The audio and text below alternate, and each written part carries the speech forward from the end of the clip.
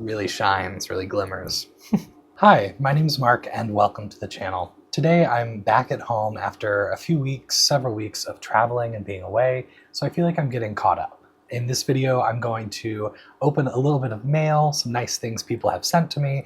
I'm going to sit and do a little bit of knitting, working on a project with you, and maybe talking about some upcoming things for the channel. So if you're interested in chatting, working on a project, or just catching up with all the things going on in my life, stick around.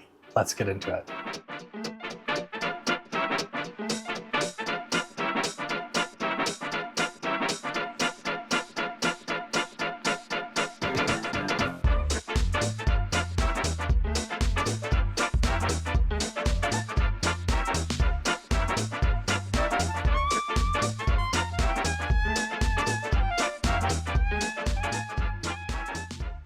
Okay, first things first, I'm just going to riddle off a couple of things that are on my mind, distracting me as I start this video. One, I have some sort of stain going on my shirt. I don't know where it came from, but it's fine. We're going to leave it. I don't think it's hugely noticeable. You can see it a little bit. Anyway, there's that. Also, the floorboard directly below me, the wheel of my chair keeps hitting it and I kind of sink through the floor. So that's distracting me a little bit too. We live in a fairly old house and we have hardwood floors throughout. They're pretty, but they're also falling apart a little bit. Just from age and time, you know, so nothing crazy. The project in front of me is a sweater I started working on around Christmas time. I showed it once before on the channel and people were excited about it. It's a sparkle sweater. This is the body of it, sort of the upper body here, and I'm below the armholes at this point, but I've got a lot of sweater left to knit. I'm doing it out of fingering weight yarn. I'm working with Sweet Georgia Tough Love Sock, which is one of my favorite yarns. This is it. It's the color Arbutus. I think it's really pretty with the sort of rust, blues, grays, and then you can see it worked up in the sweater. I think it's attractive, and I'm running it together with a runner, with a lace weight sequin yarn. So let me fish that out. And this is embarrassing. Right now, I'm storing the sequin yarn in a sock, a clean sock, because, oh, it gets tangled like crazy. And that's been a little bit frustrating. I would use it again. I think the sequin yarn is nice, and I love the effect it gives, but the little sequins themselves do get caught on each other and it tangles, and you can see here it's wrapped around a cone or a cardboard disc, and it's just hard to keep it from getting tangled. So I was happily working away and this tangle happened just the other day. So sometimes I sit and fiddle with it. I try to get things untied, but it can be so delicate that I really can't separate things and the sequins are just tied together. So unfortunately, as I've been working with it, when I get to a spot like this where it's tangled, I've mostly been snipping past it and then joining a new part of the yarn. So I'm keeping it in the sock just so it's not rolling around, tumbling around in the bag and getting more tangled than it already is. So I actually have a little yarn snuggler, a little sleeve on hand, and so I'm going to tuck it in there for now because that's a more normal thing to put your yarn in than a sock. However, if you're watching, you might keep your yarn in short socks or bits of pantyhose. I know a lot of people that do that. They get the pantyhose that you can use when you're at the shoe store and you don't have socks. You need to put something between your foot and the shoe. And so they'll just use those little cut ends of pantyhose to wrap around a cake of yarn to keep it from collapsing, to keep it from tumbling everywhere. So that's the project. That's the sparkle sweater. I showed it once before and people were excited about it. I am making it for myself, and some people that I've seen in real life will ask, oh, who's it for? You know, when you're working on something, a lot of people ask, is it for you? Is it for somebody else? Is it a gift? And I'll say, no, it's for me. And then they pause, and some people have said, no, you don't need to wear that. And I just let it roll off. I let it go by. I'm not the kind of person that would wear something sparkly out in public, but I wanted to make something that feels festive and special and a little out there. So I think by the time Christmas and New Year's rolls around this year, I probably will wear it. I may just wear it for a picture. I may just wear it to my local shop, but I may like it. I may wear it more than that. And I won't really know what it's like until it's done. So that's that. But I had a lot of nice encouragement on the channel when I showed this project, I think in a video about bags. I was digging through bags and this was tucked away because, as I said, I started it last Christmas and I haven't really touched it since then. And people were really encouraging, so thank you. It's got all of these eyelets, these lace rows that happen about every 10 rows. And once it's blocked, it'll be stretched out a bit and you'll have a little more laciness. I'll wear it over a button-down shirt or something, and I think it'll be pretty. I think it'll be nice. So it's 2024. I'm just gonna move forward with it. So pivoting to other things I just want to get through, I checked my P.O. box today, and I got a P.O. box, I don't know, a month or two ago. I just thought I wanted to be able to put an address up in case anyone ever wanted to write to me, because there are several people that watch who don't like to have an account on social media. They're not people who are on Instagram, or even people that want to make a YouTube account to then leave comments or subscribe or send messages. So I wanted to have a way for people to send me a note, for people to get in touch if they wanted to. So I got my P.O. box, and then I just felt silly doing it. I was like, nobody's gonna send me mail. Nobody's going to have the desire to take the time and effort to write something, put something together, and then pay to ship it to me. So I checked it for the first time today, and I had maybe 5 or 6 pieces, I had maybe 5 or 6 pieces of mail there, a couple postcards, a couple of nice letters people wrote, and a package someone sent me. So I ask, I think in the information box below these videos, I give the P.O. box address, and I say that if you send me something, let me know if you're comfortable with me sharing it on the channel, because I like building this community. I think it's great to hear from you, and I think if you're taking the time to write to me, oftentimes you are telling me stories or sharing information that I think other people in our community would love to hear. So I'm never going to share anything that I don't have permission to share, but like the people that leave comments publicly on the videos, a lot of people are telling their stories, and they're beautiful. So I'm just going to sift through a couple of things that I had in the P.O. box that I was excited about. One of the items in the P.O. box was a postcard from myself. If you are over on Patreon, one of the tiers includes postcards that I sent. So I sent myself a postcard, and I said happy crafting, just as a test to make sure that the postcard would get to me, so that I knew that everybody else's postcards hopefully made it to them. So that's from me, but I know it works, which is good. And then I had a very sweet postcard. I don't necessarily have permission to share the details of this one, but here's the front of the postcard, and it's actually a sticker I can peel off and use. And it was from a really lovely, kind viewer who left me a super nice note. It was just thoughtful, generous things to take the time to say. So that was a nice surprise in the P.O. box. Then I got a really, really beautiful handwritten card. It's profusely written. They fill all 3 panels, the inside panels and the back, telling me their story, telling me a little bit about what's going on in their life, what they connect to in the videos. And this was from someone that is not on social media, and so isn't interested, or isn't in the same position to just leave a comment on the video. So they took time to write to me, which I really, really appreciate. I can't tell you how much it means. So you know who you are. Thank you so much for the beautiful card and the really beautiful message inside. Then I have something that I have permission to share here. They wrote that I could share. So let me unpack this. I received a really, really kind note from a viewer named Janice. So thank you, Janice.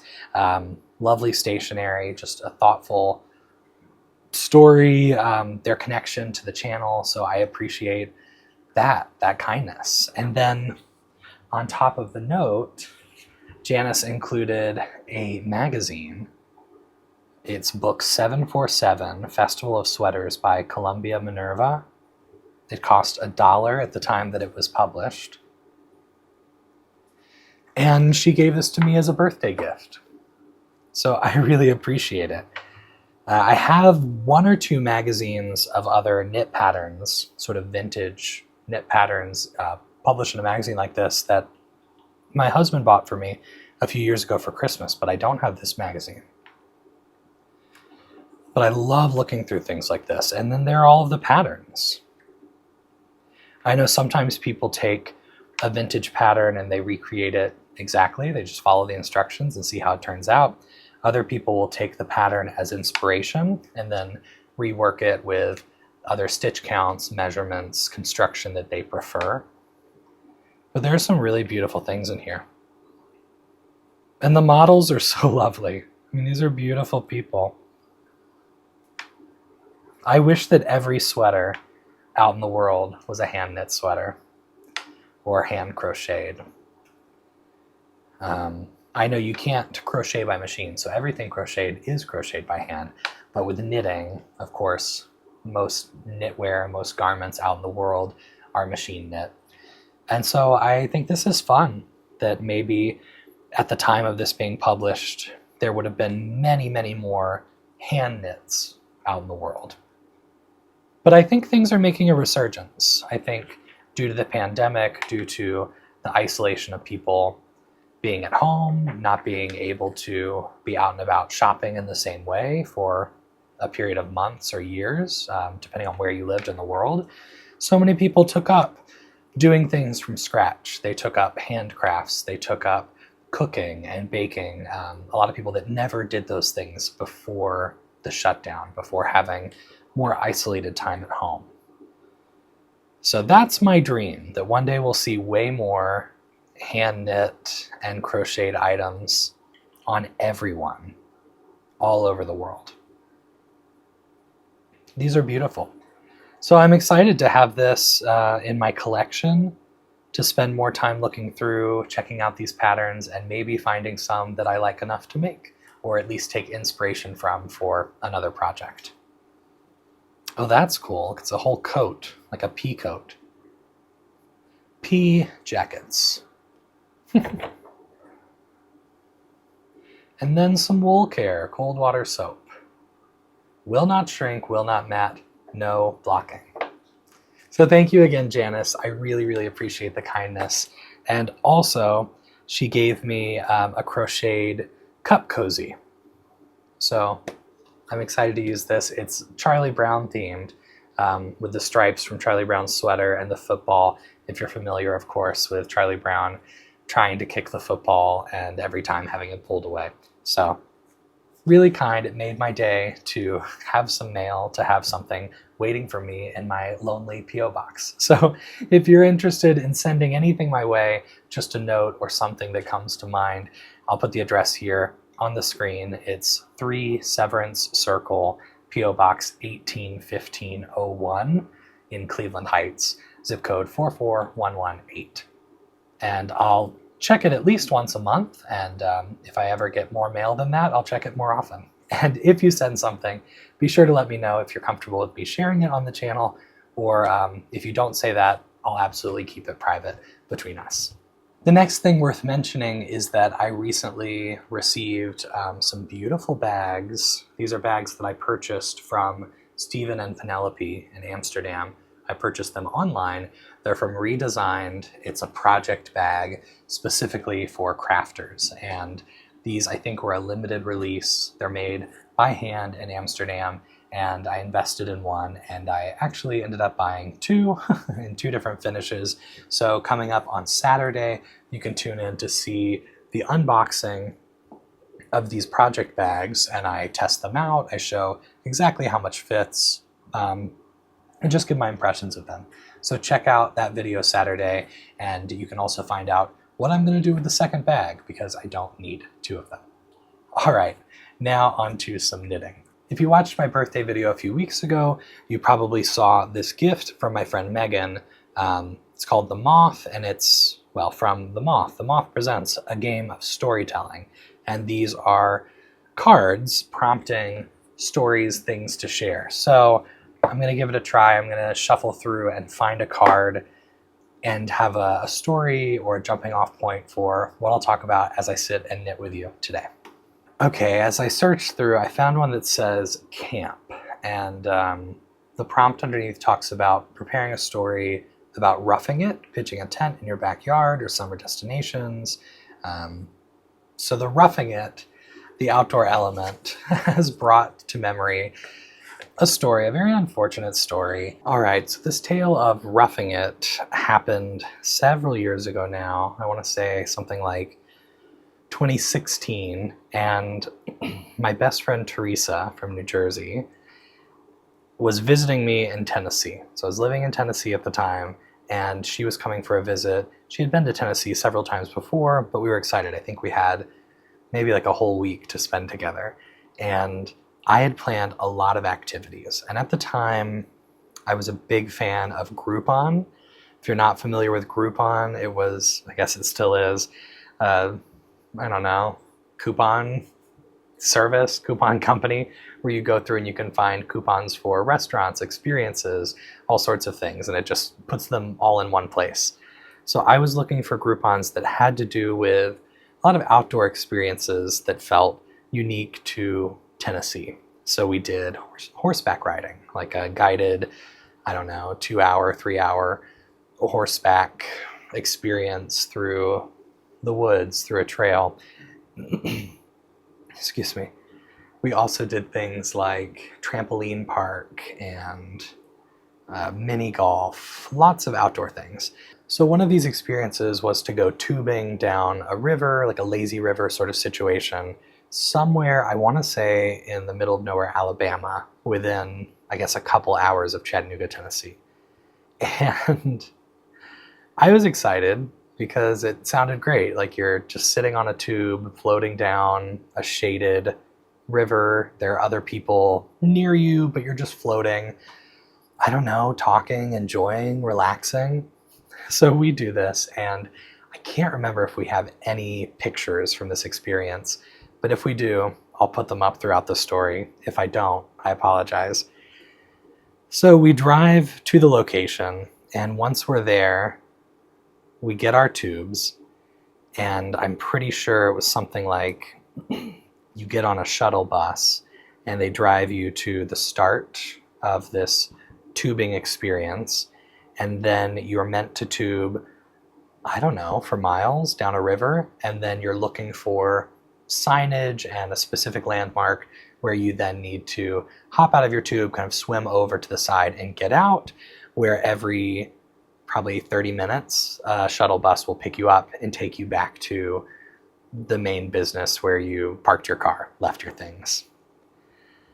So anyway, we get our tubes, we get in the water, and I want to say we had an extra tube. I think we had 3 tubes because nobody was there to make sure you just had one, and they were all different styles. And I think we asked, which one is better for, like for me, which one will hold my weight better, which is better for an adult, which is the most comfortable. And I don't really remember the answers, but it wasn't that specific. It was like, oh, it doesn't matter, just take a tube and go. So we each had a tube, and I want to say we had a 3rd tube. And we're going along, and it was fun. It was enjoyable. The water was cold. It was a hot, hot day. It was nice and shady, like appropriately shady. And we're making our way down, and unfortunately, the water level was low. So as we're tubing along, we are scraping against rocks. We're hitting things. We're hitting branches. We're hitting, really shallow parts of the river. And eventually, one of us hits a rock and the tube pops. So then we're just there, kind of pausing for a second, and we thought, okay, thank goodness we have a 3rd tube. We have a spare.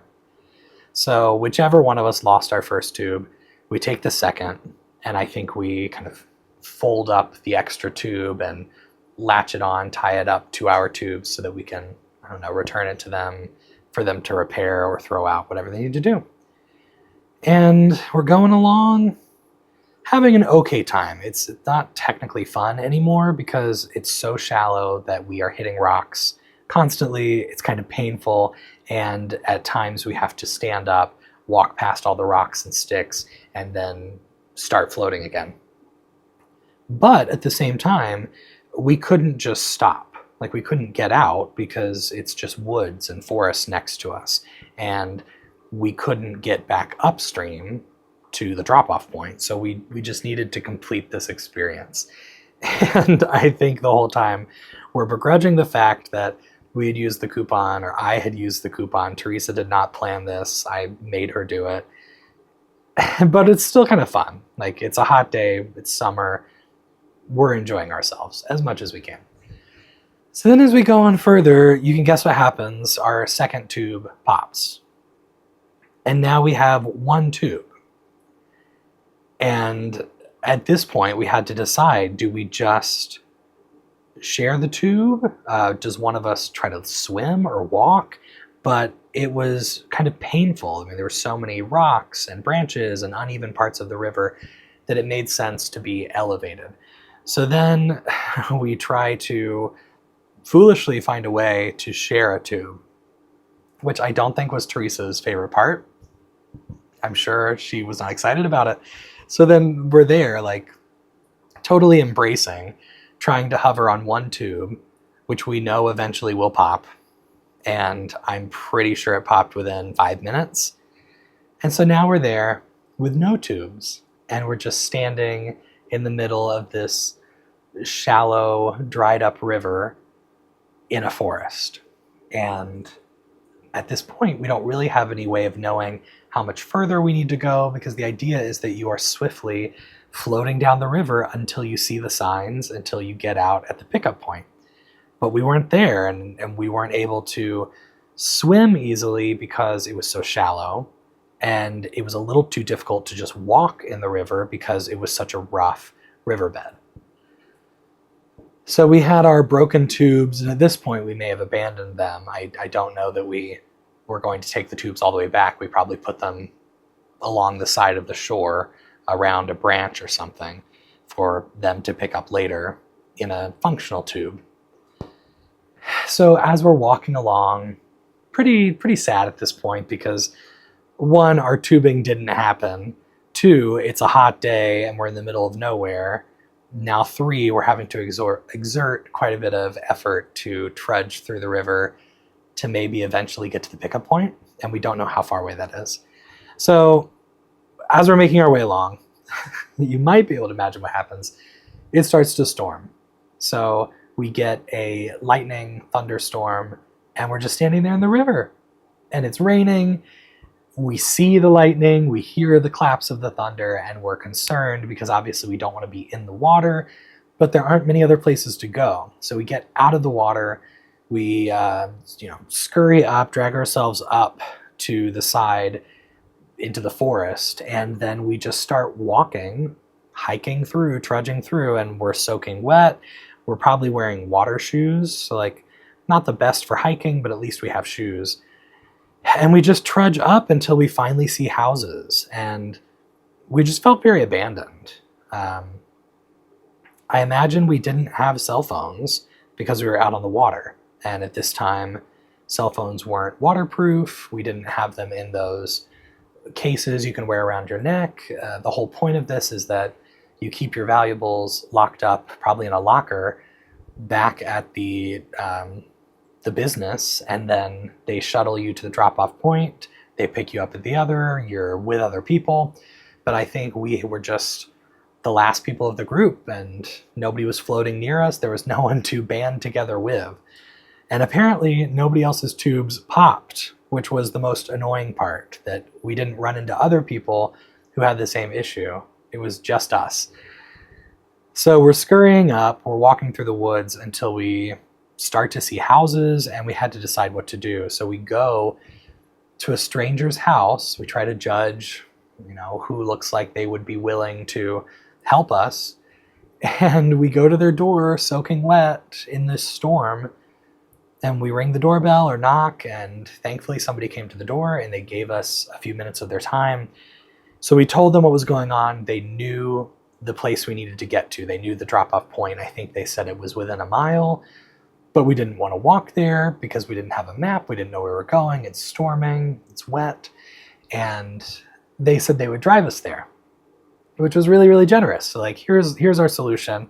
Here's our salvation. So they pull their car out of the garage and then they tell us we need to ride in the back of the truck. So they have a pickup truck, and because we're wet, because we're strangers, they put us in the truck bed in the back as it's just storming. So then we're there with the storm, with the rain, pretty disappointed, pretty bummed about all of this as they drive us to the pickup point. And then when we get to the pickup point, I remember one of the employees saying like the least helpful thing, like, oh, well, the tubes you picked, they pop really easily. I'm like, okay. When we asked which tubes are the best, I feel like that would have been really helpful information to say, oh, take one of the black tubes, they're a little more sturdy. Or because the river's low, I would go with the black tube because it's going to get you there. So that was the last time we tried to do that. I think that was the last time I used a Groupon. And it was just a bummer of an experience. So I think that's the last time I ever had to rough it, as the talking point suggested. I don't really camp. A lot of my family members go camping, but I haven't been camping since I was a small child, so I have no memory of that. So that was it. That was the last time I think I was like stranded in nature and I had to figure out what to do. And thankfully I was with a friend. Most thankfully we were able to find somebody who was willing to help strangers. So that's a tale of roughing it for you. It was frustrating for sure. And I know we were just excited to do the tubing because that sounds great, to float down a river. Alas. So my best friend Teresa is coming to visit me week after next, and potentially, if she's interested, we might sit down and film something together, which I would love for all of you to meet her, but I'll have to see how she feels about that. So potentially she'll make an appearance and we'll tell you other stories and things that have happened in our time together. So for the project I'm working on, I've enjoyed the pattern. I will put the designer and pattern name up on the screen here. I think their pattern technically calls for DK weight. I wanted to use a fingering weight just because I really like this sock yarn, and I had some of it in this color and I couldn't decide what to do with it. I wasn't sold on making a sweater out of it, but then when I went to add sparkle and I was holding this colorway of yarn up next to all of the sparkle runners at my local shop, I felt like these two matched well. They went together well. So this pattern is pretty straightforward. It's mostly stockinette stitch in the round, but every 10 rows, as I mentioned earlier, you do a little bit of lace work, and so I'm on one of those rows now where I'm knitting two together and then yarning over, knitting two together and yarning over. And I just feel a little fumbly with my knit two together in this gauge and with this yarn for whatever reason. I think when I'm on DK or worsted weight, all of my decreases feel swift and easy. But here at this gauge, I'm having to kind of sneak my way in for those decreases, which is fine, but it means I don't pick this up as often. That's why this got banished, put down for 6 months.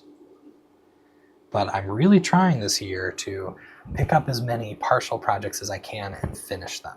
And I've done that with 3 things in the last month, I think. So those will be making appearances on the channel. I'll be doing the finishing work and talking about those projects and how I like them. But this is fine. It's not a project that I love doing, but there's nothing awful about it. I punished myself by choosing sock weight yarn, but I really do love having fingering weight sweaters. They're so light, and I can wear them much more often than a worsted weight heavy sweater.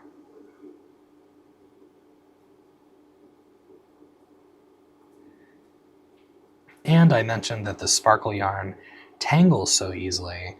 It's also a little funny to work with as I'm knitting. I'm not in a sparkle row right now, but for the rows that have sparkle, it's rough. Like, you feel the rough texture of them on your hands, and I do a lot of my knitting by feel.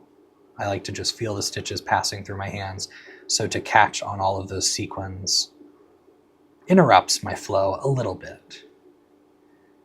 But I will say, now that they are knit into the fabric of the sweater, the sequins are so small that I don't think they will make much of a difference in feel when you're wearing a sweater like this. I think that there's enough wool, even with fingering weight, to brace any scratchiness you would get from the sequins. And I like the look of it. I don't know if you like the look of it. You can tell me in the comments, but I like it.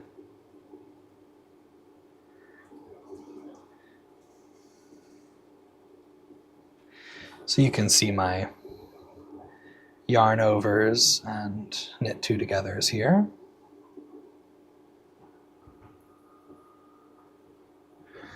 I'm going to hold it up to the front camera because I think the combination of natural light balances it better. You can see the color more truly.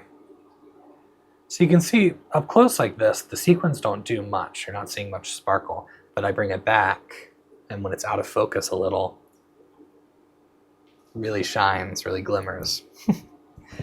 So I'm going to get to the end of this row, and then I'll wrap up today's video. I appreciate you being here with me. If you're someone who likes to leave comments, I'd love to know what you're working on. I'd love to know what's going on in your life with it being summer. Does your schedule, does your workload change? What kind of things look different for you in life? In a video I posted last week, I asked about what projects people work on during summer, and it was interesting that a lot of people said they work on the same things. They work on socks, they work on sweaters, they don't make summertime projects. They just work on winter things, and then their winter garments and their winter gifts are ready by the time winter arrives, which makes sense. But I still want to have some things for summer that I can enjoy wearing when it's decently hot outside. I just haven't committed to it. Okay, I've made it to the end of my row. This time I'm just purling across. So I'm going to wrap this up, go back to the rest of my day, go check on the other tasks I need to get to. But I really, really appreciate you joining me on this Wednesday. I hope there was something in the video that you enjoyed, something you, I don't know, connected with, something that made you excited about whatever's going on in the world.